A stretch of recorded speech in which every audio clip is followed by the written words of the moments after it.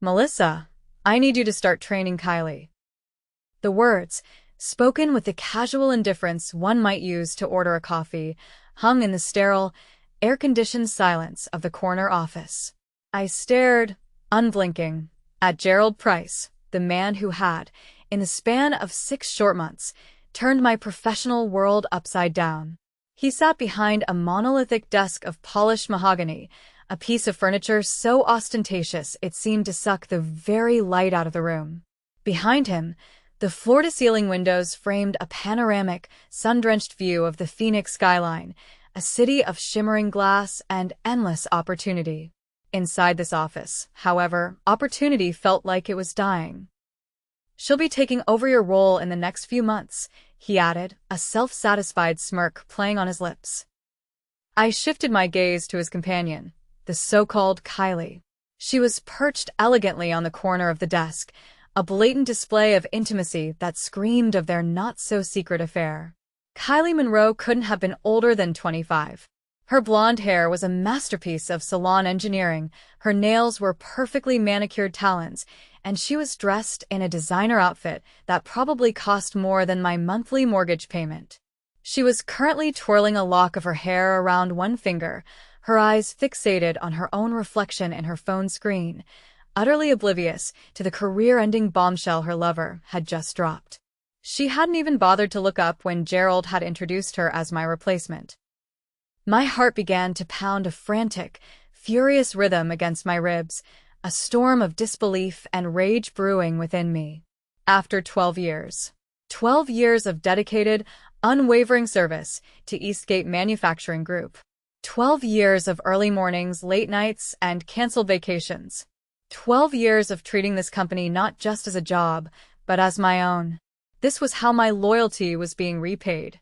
Replaced by a child with a business degree and a knack for sleeping with the boss. The woman sitting beside him, the one examining her nails as if my entire life wasn't being dismantled before her very eyes, was my replacement. The thought was so absurd it was almost laughable. The silence in the office was deafening.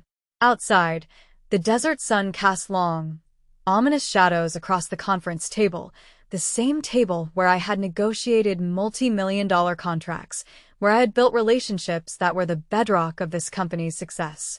Now, it was the table where my career was apparently being terminated. "No," I said simply. My voice was steady, a calm island in the tempest of my emotions. I had learned control in this business, learned to mask my feelings behind a professional veneer. It was a skill I had honed over a decade, and it served me well now. Gerald's eyebrows shot up in surprise, the smirk finally vanishing from his face. It was a look I recognized, the look of a man whose authority had never been questioned, at least not by someone he considered a subordinate. Kylie Monroe finally glanced up from her phone, her expression shifting from boredom to mild, cat-like interest in the unfolding drama. "Excuse me?" Gerald's voice carried that dangerous, razor-sharp edge I'd heard him use with vendors who dared to negotiate prices, or with junior managers who questioned his harebrained cost-cutting schemes. I said no. I repeated, crossing my arms over my chest and maintaining direct, unflinching eye contact. The storm inside me was no longer just brewing, it was a full-blown hurricane, and for the first time in a long time, I was ready to let it loose. I won't be training anyone to replace me without a proper discussion about my future with this company. My name is Melissa Granger, and I'm 41 years old.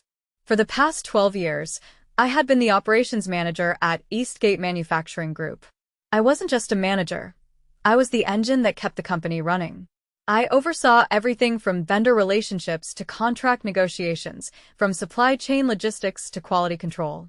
I knew every system, every client preference, and every operational detail that kept this company running smoothly. When vendors called with problems, they asked for me specifically. When clients needed urgent modifications to their orders, I was the one who made it happen. I had started at Eastgate straight out of my MBA program, a bright-eyed and ambitious young woman eager to make her mark. The company, back then, was owned by the Harrison family. Old man Harrison had built it from the ground up, and his son, Robert, had treated every employee like a valued partner. They believed in loyalty, in hard work, and in rewarding those who contributed to the company's success. They had promoted me 3 times during my tenure, recognizing my ability to streamline operations and build lasting relationships with our key accounts. Eastgate wasn't just a workplace, it was a home. But 6 months ago, everything changed. Gerald Price's investment firm acquired Eastgate from the Harrisons, who were retiring. The transition had been rocky from the start. Gerald, with his focus on short-term profits and aggressive cost-cutting, was the polar opposite of the Harrisons. He'd already driven away 2 experienced managers, replacing them with younger, cheaper alternatives who lasted mere weeks before quitting in frustration. He saw employees not as assets, but as expendable resources on a balance sheet. And now, apparently, it was my turn. "Melissa," Gerald said, his tone shifting to what he probably thought was a diplomatic, condescending purr. "I think you're overthinking this. Kylie brings fresh perspectives to the role. She has a degree in business administration from Arizona State." I glanced at Kylie, who was now taking a selfie, pouting her lips at her phone camera. The sheer audacity was breathtaking. "Does she have any manufacturing experience?" I asked, my voice laced with ice. "Any understanding of our client base or our vendor relationships?"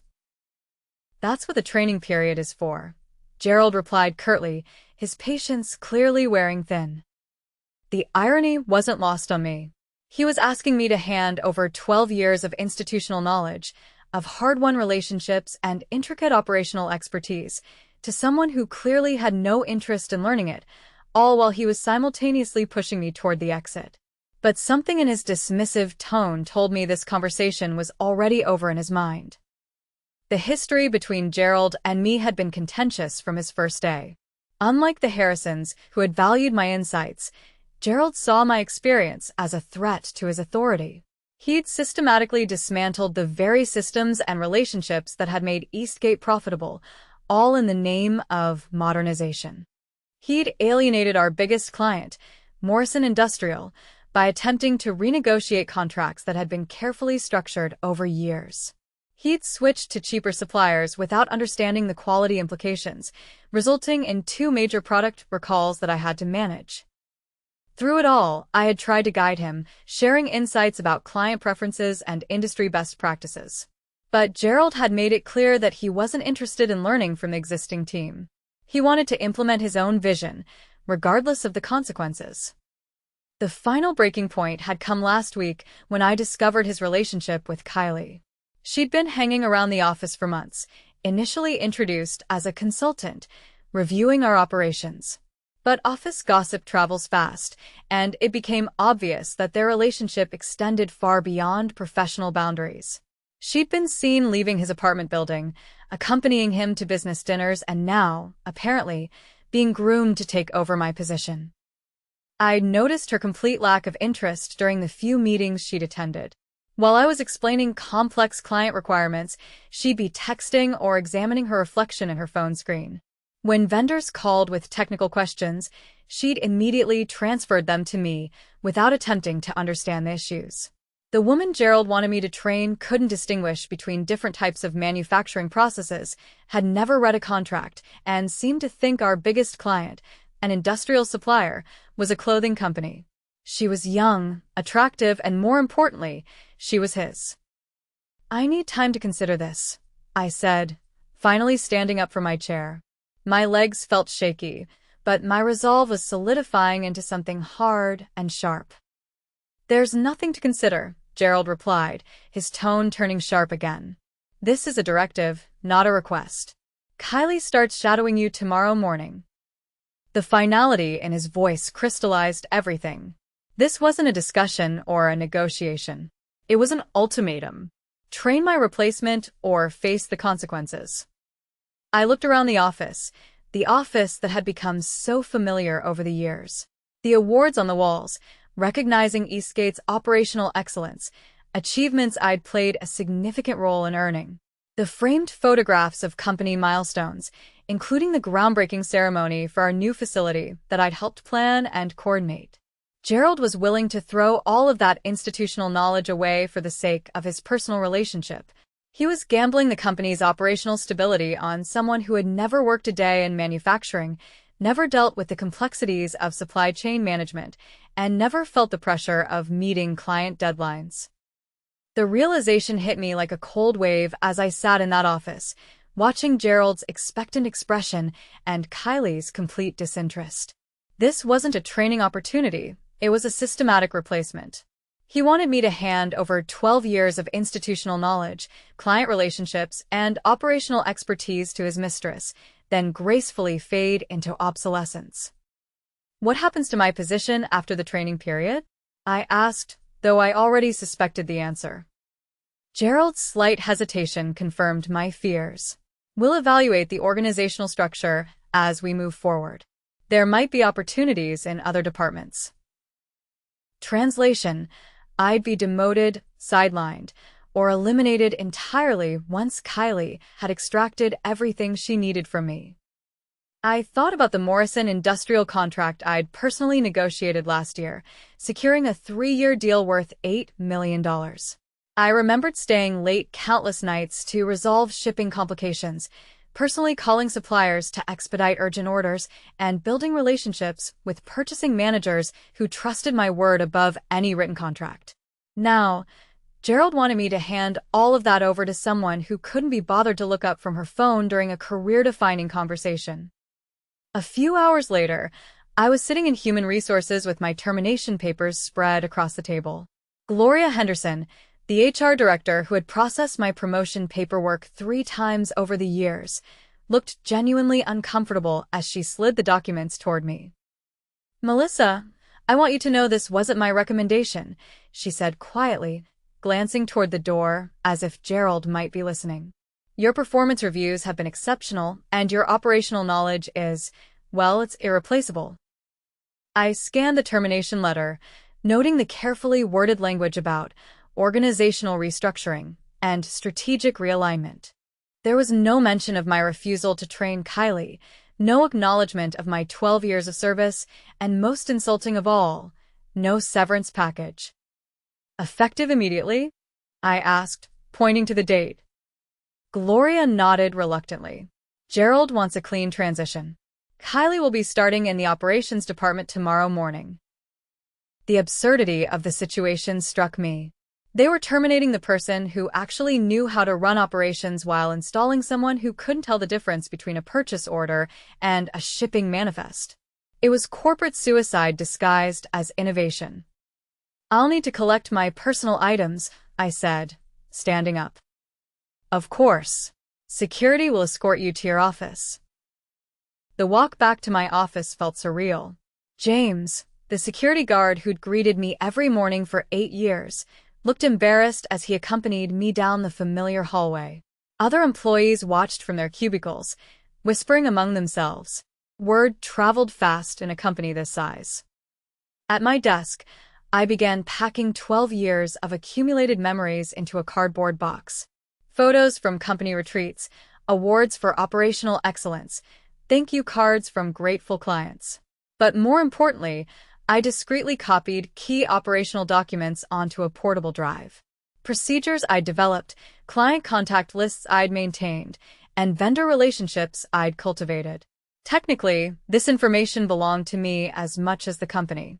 I'd created most of these processes from scratch, building systems that transformed Eastgate from a struggling manufacturer into an industry leader. If Gerald wanted to discard my contributions, he couldn't expect me to leave behind everything I'd built. My computer password was still active, giving me access to files that contained detailed information about client preferences, supplier relationships, and operational procedures that existed nowhere else. The Morrison industrial account alone required knowledge of specific quality control measures, shipping protocols, and communication preferences that I'd documented but never formally transferred to company databases. As I worked, I could see Kylie through the glass partition, sitting in the conference room with Gerald while he showed her organizational charts. She was nodding absently while scrolling through her Instagram feed, clearly more interested in her social media than understanding the business she was supposedly ready to manage.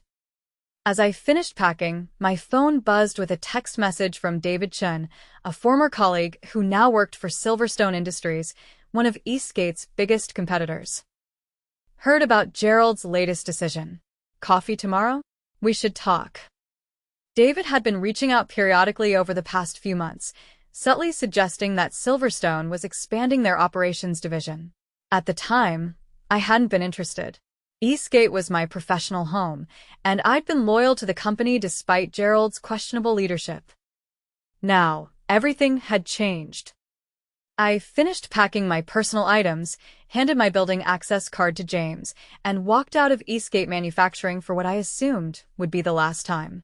But as I reached my car, I realized this wasn't an ending. It was the beginning of something else entirely. Gerald Price thought he could discard me like outdated equipment, replacing institutional knowledge with inexperience and loyalty with convenience. He was about to discover just how wrong he was. The next morning, I met David at a quiet cafe in downtown Phoenix, far from the industrial district where both Eastgate and Silverstone operated. He was already waiting when I arrived, scanning the morning news on his tablet while sipping coffee. "Melissa," he said, standing to greet me. "I have to say, Gerald's timing couldn't be better for us." David had been Eastgate's supply chain manager before leaving 3 years ago to join Silverstone Industries. He tried to convince me to follow him then, but I'd been committed to seeing through some major projects with the Harrison family. Now, sitting across from him in the morning sunlight, I wished I'd listened. "Tell me about the position," I said without preamble. "Director of Operations, reporting directly to the CEO. Salary increase of 30% over what you were making at Eastgate, plus performance bonuses tied to client acquisition and retention." He slid a folder across the table. "We've been tracking Eastgate's struggles since Gerald took over. Some of their biggest clients have been expressing concerns about service quality and operational consistency." I opened the folder to find a detailed job description that seemed tailored specifically to my experience.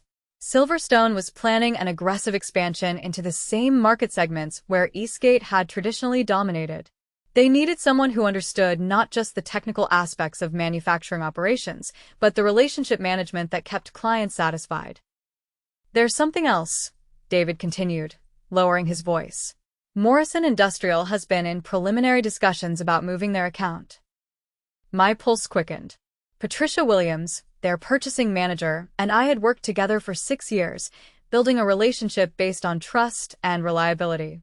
Morrison's account represented nearly 20% of Eastgate's annual revenue, and Patricia had always valued the personal attention I provided to their complex orders. "They haven't made any commitments yet," David explained, "but they're clearly frustrated with the changes at Eastgate. Gerald tried to renegotiate their contract terms last month, proposing cost increases that Patricia found unreasonable." I wasn't surprised. Gerald had a habit of viewing client relationships as purely transactional, failing to understand the personal connections and trust that kept major accounts loyal. He'd probably presented Patricia with a spreadsheet analysis rather than acknowledging the value she placed on reliable service and consistent communication. "When would you need an answer?" I asked. "The position needs to be filled within 2 weeks. We're announcing our expansion plans at the Industry Manufacturing Conference next month, and we want our operational leadership in place before then." The Industry Manufacturing Conference. I'd attended that event for the past 8 years, representing Eastgate at vendor meetings and client presentations. This year, Gerald had planned to use the conference as a platform for announcing his operational modernization initiatives, with Kylie presumably playing a prominent role. The irony was almost poetic.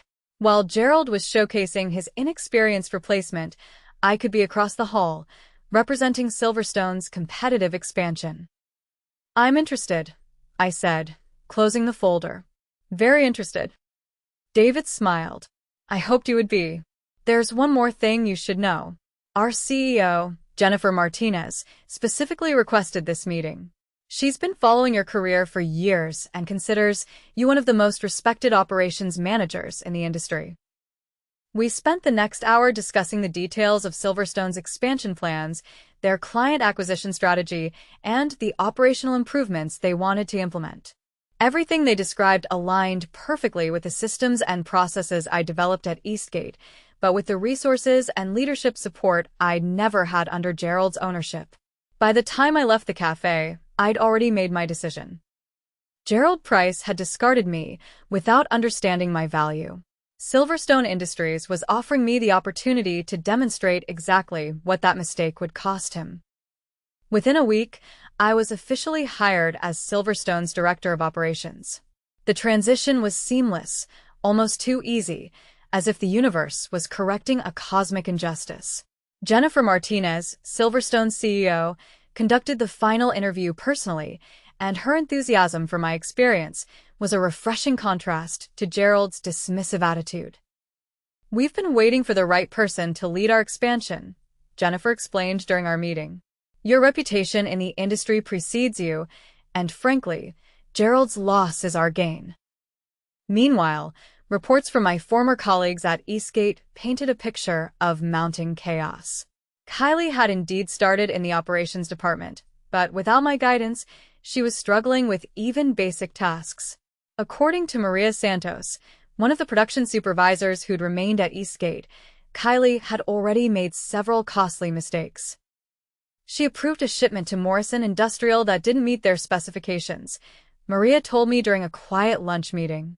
Patricia Williams called 3 times, trying to reach someone who understood their quality requirements. Kylie kept transferring her to different departments. The situation was exactly what I'd predicted. Complex manufacturing operations couldn't be managed by someone without experience, regardless of their educational credentials or personal relationships with ownership. Client requirements, vendor relationships, and operational procedures had been developed over years of trial and error, guided by institutional knowledge that couldn't be easily transferred. "What did Gerald say when Morrison complained?" I asked.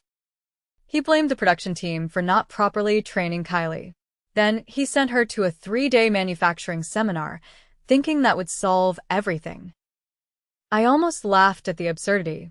3 days of generic training to replace 12 years of hands-on experience and relationship building. Gerald was living in a fantasy world where expertise could be purchased rather than earned. But my focus was now on Silverstone's rapid preparation for the Industry Manufacturing Conference. Jennifer had moved up our expansion announcement, wanting to capitalize on the instability at Eastgate while their major clients were reconsidering their options. "We're going to make a statement," she told me during one of our planning sessions. "Silverstone has always been competitive, but now we're positioning ourselves as the premium alternative for clients who value operational excellence." The strategy was brilliant in its simplicity. Rather than attacking Eastgate directly, we would demonstrate superior capabilities and let dissatisfied clients draw their own conclusions. My role would be to lead operational presentations, showcasing the systems and processes that could provide the reliability and personal attention that Gerald was systematically destroying. The morning of the Industry Manufacturing Conference, I stood in the lobby of the Phoenix Convention Center, wearing my best navy suit and carrying the confidence that comes from knowing you're exactly where you belong. The venue buzzed with familiar faces, vendors, clients, and industry professionals I'd worked with for over a decade. Patricia Williams spotted me first, approaching with a genuine smile that contrasted sharply with the polite but strained interactions I'd witnessed between her and Gerald's team. "Melissa, I heard about your move to Silverstone."